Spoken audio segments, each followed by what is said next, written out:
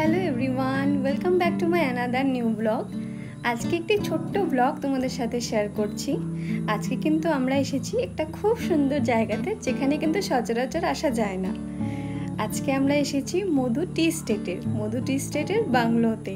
হ্যাঁ, তোমরা ঠিকই শুনছো, আজকে আমরা এসেছি বাংলোতে। ছোটোবেলা থেকে যেহেতু চা বাগান ঘিরে বড় হয়েছি, কিন্তু কোনোদিনও সেভাবে বাংলোতে এন্ট্রি করার সুযোগ হয়নি। তবে আজকে বাংলোতে এন্ট্রি করতে পেরে তো আমার ভীষণই ভালো লাগছে।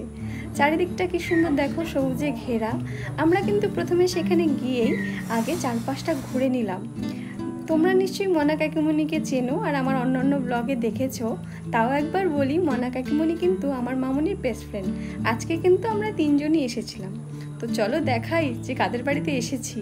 আমরা এসেছি ববি পিসির বাড়িতে, আর এখানে আছে আমার মিষ্টি ময়ূরী।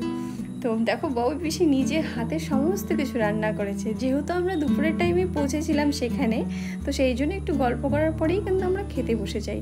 ববি পিসি নিজে হাতে সমস্ত কিছু রান্না করেছে, ডাল আলু ভাজা থেকে শুরু করে 2 রকমের মাছ, চিকেন, চাটনি, কোনো কিছুই বাকি ছিল না। আর প্রত্যেকটি খাওয়া এত টেস্টি, আমি তো বারবার রেসিপি শুনে নিচ্ছিলাম যে তুমি এত টেস্টি রান্না কিভাবে করো।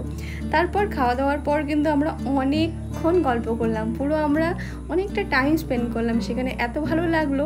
দেখো, যেহেতু কারো বাড়িতে এসেছি সেই জন্য তো কিছু প্রাইভেসি থাকে, সেই জন্য তোমাদেরকে রুমগুলো ঘোরাতে পারলাম না।